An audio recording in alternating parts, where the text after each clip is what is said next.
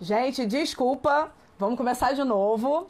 Vamos lá, vamos conversar. Tive um imprevisto aqui, eu precisei derrubar porque eu precisei dar um telefonema urgente. Mil perdões, mas esses imprevistos assim acontecem. E como o Instagram só deixa a gente fazer live do telefone, né? Não tem jeito. Mas perdão pelo atraso, perdão por derrubar a live. Mas vamos lá, a gente vai conversar com um ilustríssimo convidado, deputado federal Alessandro Molon. E aí eu vinha falando de alguns assuntos aí que foram recorrentes na semana, né? Termo de ajustamento de conduta entre a Prefeitura e o Ministério Público para que os alunos recebam cartão alimentação durante o tempo que as escolas permaneceram ou permanecerem fechadas, né? A gente tem aí um imbróglio com essa questão da merenda que está acontecendo. A gente sabe que é de fundamental importância para os nossos alunos da rede municipal a alimentação escolar e é direito deles, né? Então parece que, enfim, essa questão da merenda está caminhando para a resolução. Hoje teve audiência pública também, onde se discutiu novamente a questão do retorno às aulas. Infelizmente, a secretária municipal de educação não estava presente, porque ela estava participando de um evento para inaugurar a escola cívico-militar na rede municipal. Mas esse é um assunto que a gente vai falar um pouquinho depois. Mandou os subsecretários para participar da audiência pública. Deixa eu ver se o Molon já está por aqui para eu poder convidá-lo para a live. Ainda não estou vendo ele aqui. Não. Molon, assim que você entrar aí, você me dá um oi para eu poder acena para mim para poder te convidar. Mas enfim, eu queria parabenizar nessa live os movimentos de responsáveis que estavam lá, se posicionaram, as técnicas administrativas, merendeiras, que estavam presentes nessa audiência pública e que se posicionaram muito bem em relação à problemática tanto dos setores dos técnicos administrativos quanto às urgências e as preocupações dos responsáveis em relação ao retorno. Não tenho como deixar de falar sobre isso. Tá? Enfim, e aí eu queria falar sobre uma temática que me chamou a atenção logo no começo dessa semana. Foi uma notícia que passou no Bom Dia Brasil, que exibia um resultado de uma pesquisa que apontava sobre diferentes pessoas que foram entrevistadas em diversos países do mundo, falava exatamente sobre a percepção e a confiança que as populações têm sobre a qualidade do ensino nos seus países. E aí apontava que só 28% dos brasileiros acreditam que o Brasil, dos que foram entrevistados, né, acreditam que o Brasil oferece uma educação de qualidade para todo mundo. Mas também 90% dos entrevistados acreditam que a educação é a chave para a melhoria nas suas condições de vida.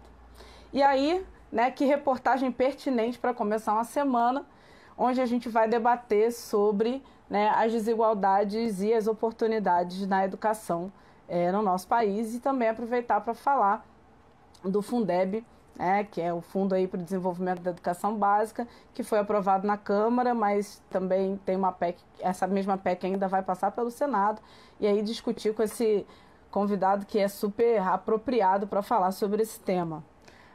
Deixa eu só ver se eu já consigo convidá-lo aqui, gente. Eu ainda não estou localizando ele aqui para chamá-lo. Me deem um minuto, porque eu tenho que confessar que eu tenho minhas limitações com esse negócio de live, tá? Peraí.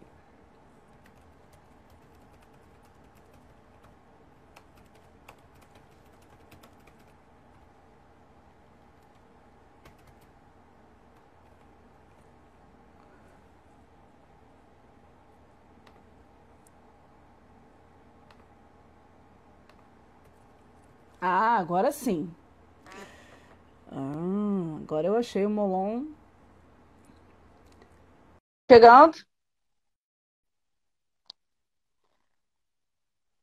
Vamos torcer para dar tudo certo na conexão. Oi, Cíntia! Tudo Muito bem? bom te ver. Que bom te ver também, tudo bem?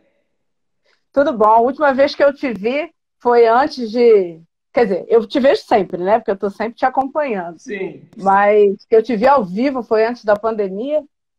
É muito bom te ver assim de novo para a gente conversar, né? Acho que Molon convidado que dispensa apresentações, mas eu vou apresentar assim mesmo, Por favor, porque tem um Cíntia. currículo Estou que muito feliz de estar aqui com eu você, tenho. viu? Que bom, também estou muito feliz de te ter aqui. É um currículo que eu tenho orgulho de expor. Deputado no terceiro mandato, deputado federal. Eu peço licença para usar o pronome possessivo, meu deputado Ah, mas federal, isso para porque mim eu é uma acho que honra. a gente tem que ter orgulho dos parlamentares que a gente vota. Líder do PSB, do meu partido, na Câmara dos Deputados, presidente estadual do PSB do Rio de Janeiro, eleito várias vezes melhor deputado federal do Brasil em diversas categorias, no Prêmio Congresso em Foco, e também na lista do DIAP entre os congressistas mais influentes do Brasil.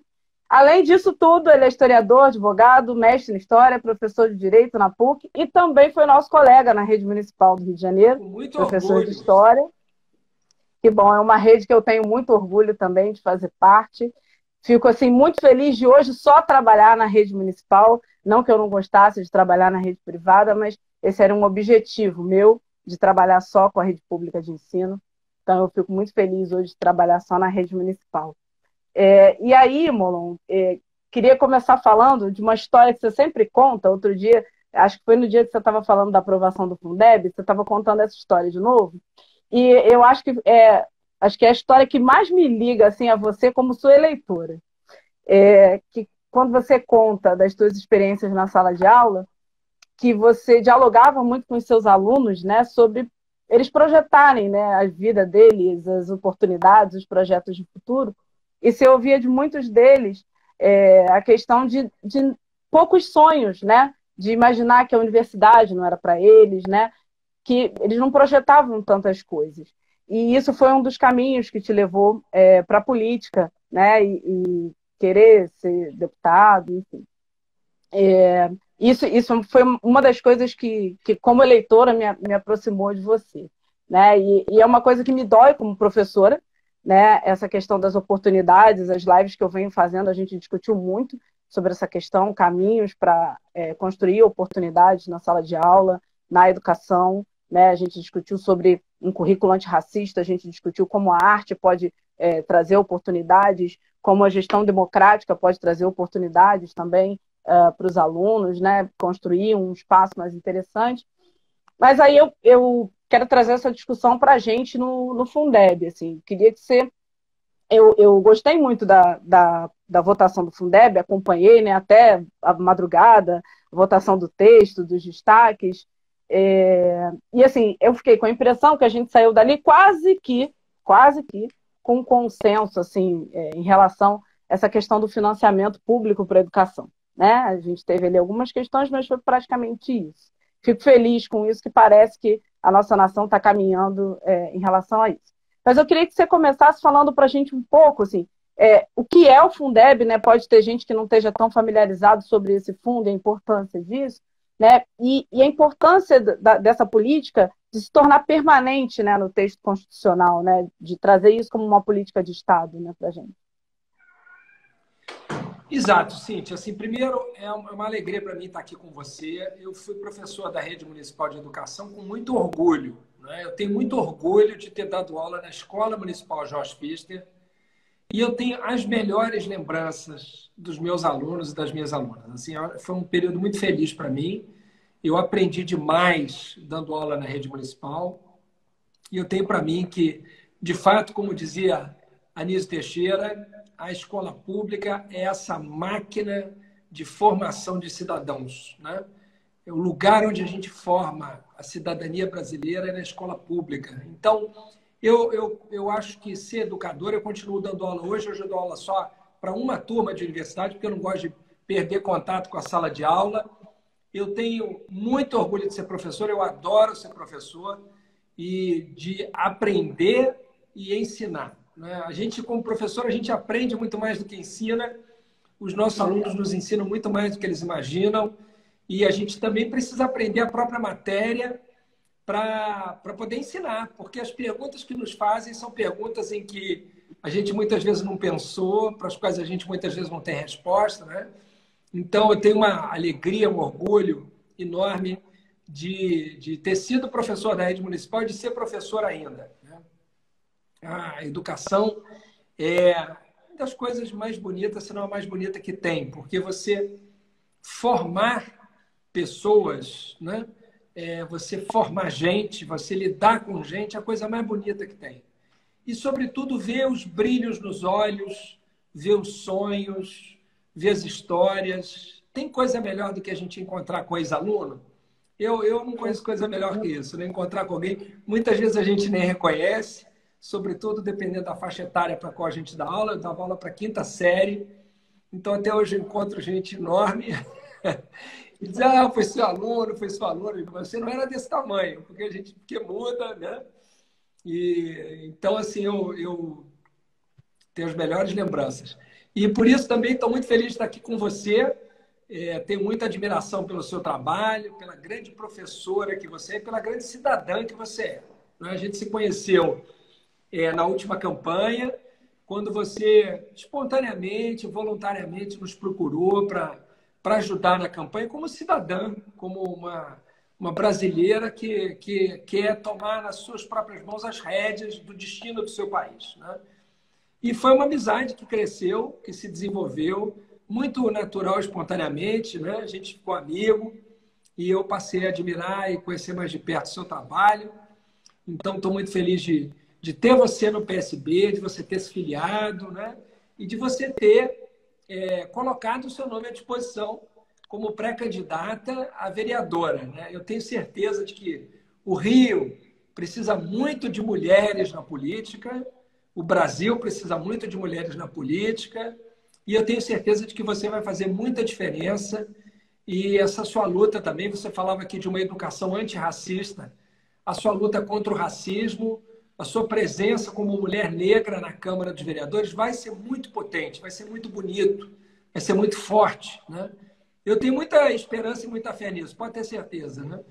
Então, é muito bacana ver essa sua caminhada e poder participar aqui com você. Sim, eu acho que a gente teve uma grande vitória no Fundeb, foi uma vitória das professoras, dos professores, dos alunos, das unidades estudantis todas, né, que se uniram, uma mobilização do país que disse a gente quer, né, a gente quer dinheiro para a educação. A gente não quer que ano que vem não tenha Fundeb.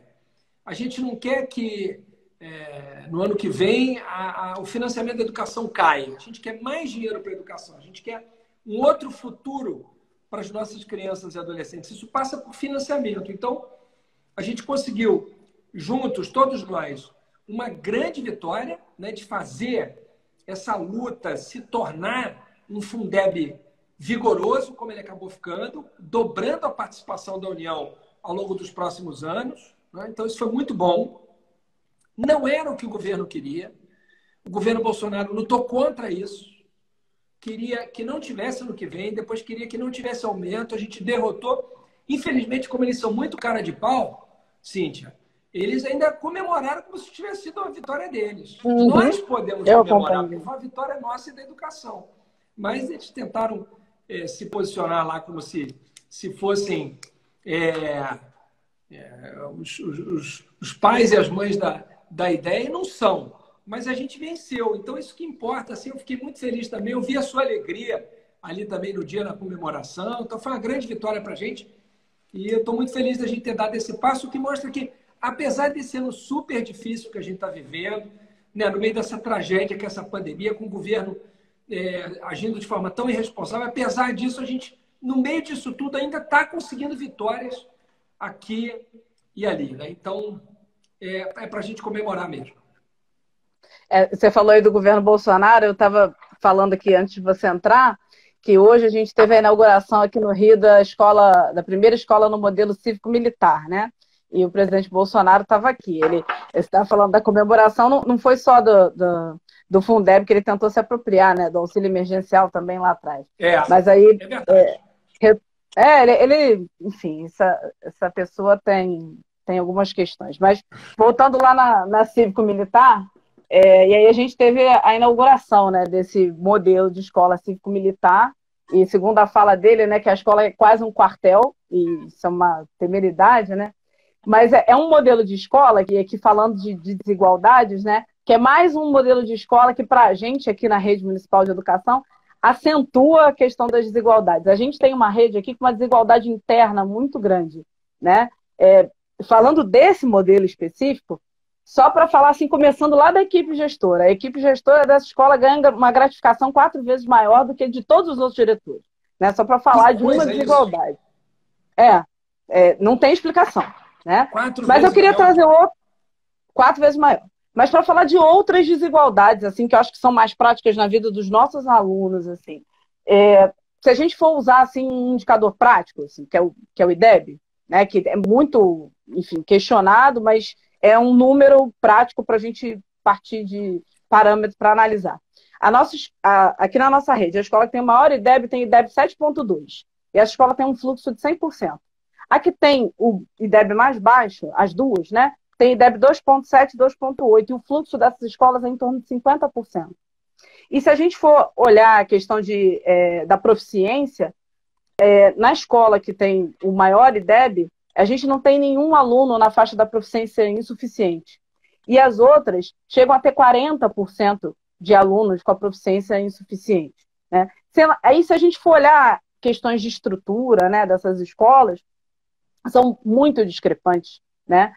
Desde tamanho de aluno a condições estruturais que tem nessas escolas, né? Que passam desde laboratórios, se tem ou se não tem, biblioteca, se falta ou não falta professores, né? A capacidade de reter RH, né, nessas escolas, enfim.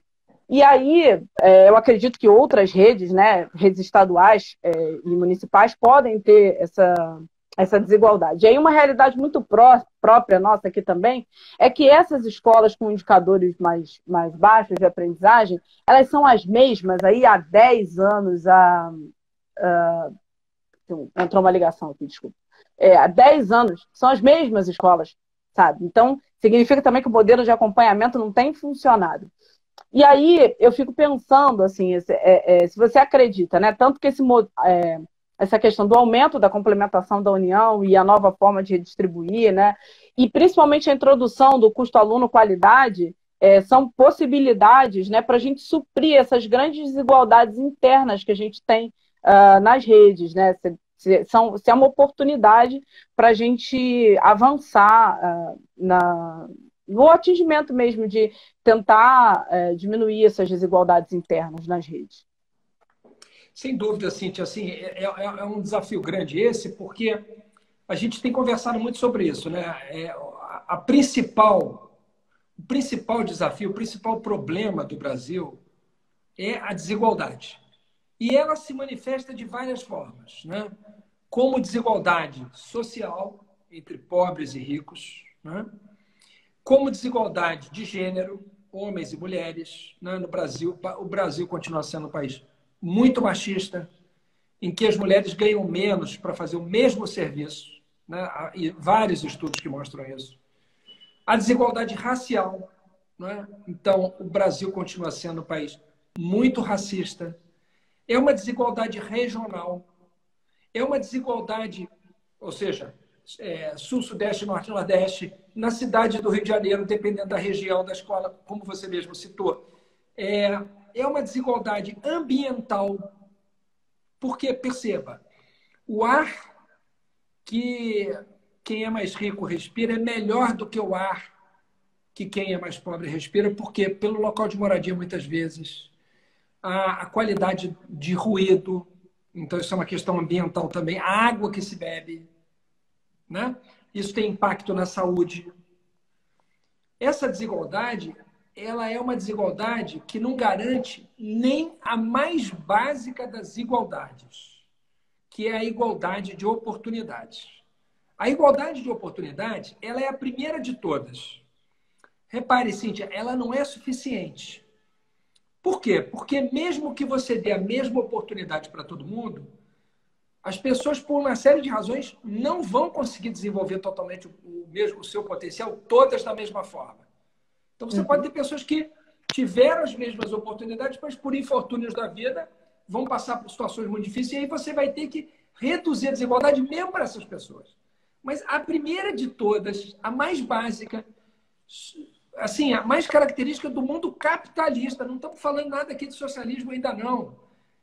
a igualdade básica do capitalismo é a igualdade de oportunidades. Para que se possa ter, ou se possa falar, sem hipocrisia e cinismo, em meritocracia. O que é impossível no Brasil. Porque falar em meritocracia num país tão desigual é uma piada de mau gosto. Né? E isso aparece também na rede. Então, todo esforço nosso tem que ser para garantir que essa desigualdade na rede ou nas redes também seja reduzida. Né? Então, isso não faz sentido assim. A ideia não é... É claro que você vai ter escolas que vão se destacar um pouco mais, um pouco menos. A ideia não é você cuidar de algumas poucas escolas de excelência e simplesmente largar o resto para trás. Né? Educação é não deixar ninguém para trás. Ninguém para trás. Não é isso? Não, perfeito. Uma coisa que eu sempre me questiono é isso, assim, se a gente tem ali diversas escolas e aí a gente tem sempre um grupo de escolas se destacando e outras que estão ficando para trás, e o que a gente tem feito com essas, né? É um questionamento que eu sempre me faço, e são sempre as mesmas escolas que têm ficado para trás. Então, assim, o que efetivamente a gente tem feito com esse grupo de escolas que tem ficado para trás? E uma questão, eu sempre falo assim, eu não quero falar de pandemia, mas não tem como, né? Que esse momento da pandemia acabou escancarando, né, para a gente, essa questão da desigualdade das oportunidades, né? Como que a desigualdade de condições, né, entre o que a gente encontra em algumas escolas, porque também não dá para tratar a rede privada por igual, claro, né? Entre o que a gente encontra em algumas escolas da rede privada e da rede pública, e mesmo entre os próprios alunos da rede pública, né? Esse ano voltei para a sala de aula, né? Estou atuando como regente, e mesmo dentro da escola, a gente tem alunos que fazem todas as tarefas, estão presentes. Anteontem eu fiz um encontro de alunos, né, com os meus alunos do 9º ano, e infelizmente a gente não consegue atingir a todos, porque nem todos têm equipamento, a gente tem alunos que só fazem atividade de madrugada, porque eles dependem que os pais cheguem em casa para fazer trabalho com o equipamento dos pais, né? E a gente até gostaria que esses pais estivessem em casa, resguardados, fazendo isolamento social, mas são pais que precisam sair para trabalhar, e esse filho depende que o responsável chegue em casa para que ele faça atividade com o celular do pai, porque é o único equipamento, ou da mãe, que ele tem para fazer essa atividade. Né? E outros que a gente não consegue manter contato, porque simplesmente não tem equipamento nenhum, ou que colocar um crédito para acessar a internet não está sendo prioridade. Então, né? Cíntia, aí a gente pensa assim, a pandemia, ela tornou pior o que já era ruim. Né? Então, a desigualdade na educação, ela só foi agravada pela pandemia. Agora, se a gente tivesse governos, tanto municipal, quanto estadual, quanto federal, comprometidos com a redução das desigualdades, o que é que o Ministério da Educação, as secretarias de educação teriam feito? Bom, primeira coisa era tentar conseguir planos de dados e algum suporte, alguma plataforma, algum tablet, alguma coisa para que os alunos da rede pública pudessem ter acesso à educação. Em vez disso, o que o ministro da Educação ficou fazendo antes de fugir para os Estados Unidos? Guerra cultural, brigando para quando ia ser o Enem. Ou seja, atirando nos professores e nos alunos. Em vez de pensar assim, como é que eu garanto que essa turma... Você quer ver um exemplo? Talvez alguém diga assim, impossível, porque não tem como comprar para todo mundo. As TVs públicas e as rádios públicas não são concessões?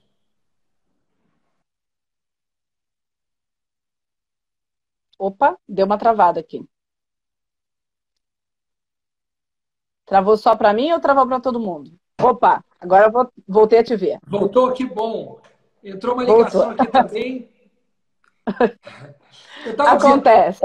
As televisões, as rádios. Sabe, se o governo não tivesse preocupado com isso, ia dizer o seguinte, olha, cada televisão vai ceder 1 hora aqui da sua programação. E nós vamos dar para uma determinada série aula pública. Ou seja, é uma situação de emergência. É importante a educação, combina o horário, faz um revezamento. Não, ninguém falou nisso, porque o governo não está preocupado com isso. Sim. Ele está preocupado, aqui no Rio a gente está preocupado em dizer que é uma gripezinha, né? Não, e aqui no Rio a gente está vivendo uma situação muito parecida com isso, porque a gente tem um canal de TV da prefeitura, né, que é TV fechada, mas que muito bem poderia ter sido pensada numa parceria. E agora, eu falava isso, foi a primeira coisa que eu falei aqui. Agora a prefeitura anunciou que vai ter aula pela televisão, mas assim, agora, né, assim, que celeridade é essa que demora quase 6 meses para colocar as aulas pela televisão agora, né, de alguns conteúdos que já estavam até prontos, porque já passavam na Multirio, né? Então, assim, Pois é. parece que não educar é um projeto, né? Tanto do governo federal quanto do governo municipal. É como, Né? Então, como dizia, salvo engano, Darcy Ribeiro, né? Que dizia que a crise da sim, educação não é crise, é projeto, né? é projeto. É É projeto. projeto, não. Não interessa ter uma população educada, né? Ainda mais em tempos de fake news, né, Cintia, em que interessa desinformar as pessoas, manipular, né? Você viu a luta que foi para a gente regulamentar a profissão de historiador, né? O governo vetou. Por que um governo veta a regulamentação de profissão de historiador, né? Por que será, né? Porque é um governo que quer negar a história, né? Sim, como se não existir a profissão de historiador fosse impedir que a história acontecesse diante dos olhos das pessoas, né? Exato. A história vai acontecer. E, é assim, Malu, eu queria te perguntar mais algumas coisinhas. Assim, eu sei que você tem um tempo, né? Eu posso te fazer mais 2 perguntas? Pode. Então tá.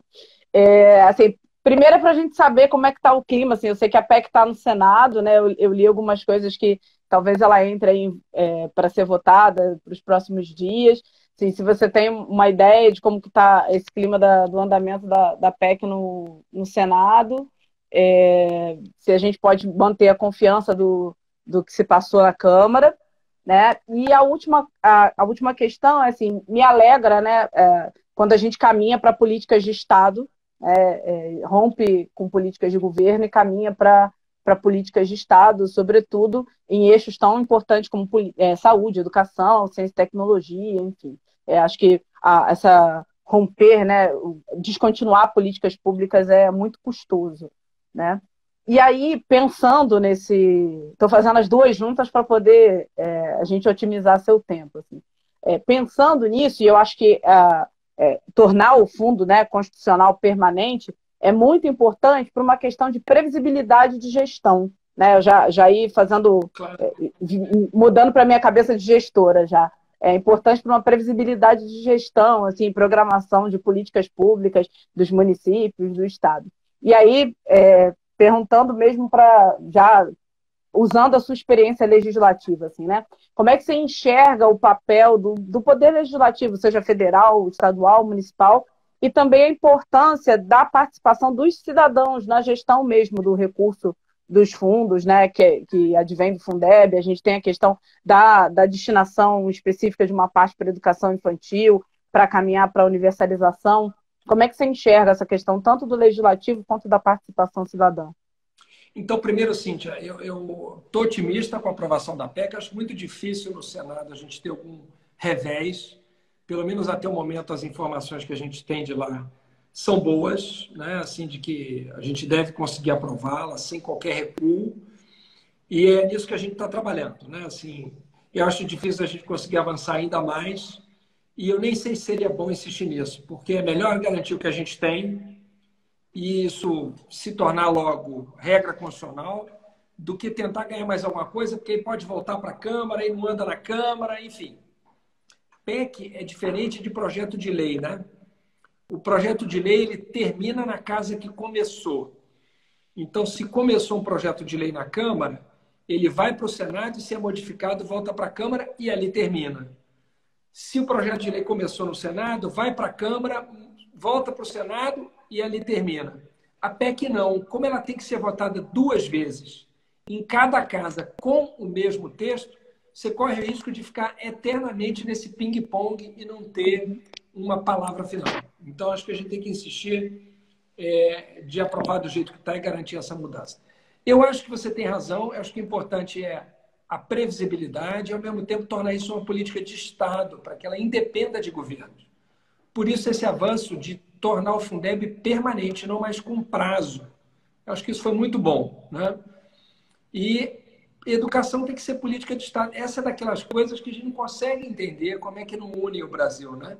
Porque, embora nós sejamos progressistas, mesmo os países que são governados pelos conservadores não abrem mão de ter uma educação de qualidade. Isso é um projeto de Sim. país, meu Deus, né? Não é uma questão de direita ou esquerda, né? Isso deveria ser uma questão de todos, né?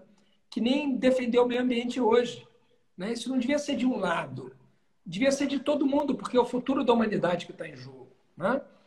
Agora, por fim, a educação infantil. Essa também é uma daquelas minhas paixões, Cíntia. Eu também acho que esse é um tema, primeiro, fascinante, né? E eu digo fascinante porque essa fase do desenvolvimento humano, especialmente nos primeiros anos, na primeira infância mesmo, ali de 0 a 2, né? Que pega o que a gente chama de creche, né?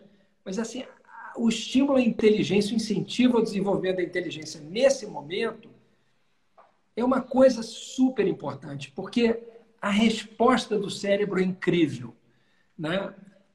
Eu diria, uma imagem antiga talvez fosse dizer que é uma esponja, que ele pega tudo que lhe é dado, mas é muito mais do que isso, porque a cada estímulo 1.000 ligações novas são feitas, né?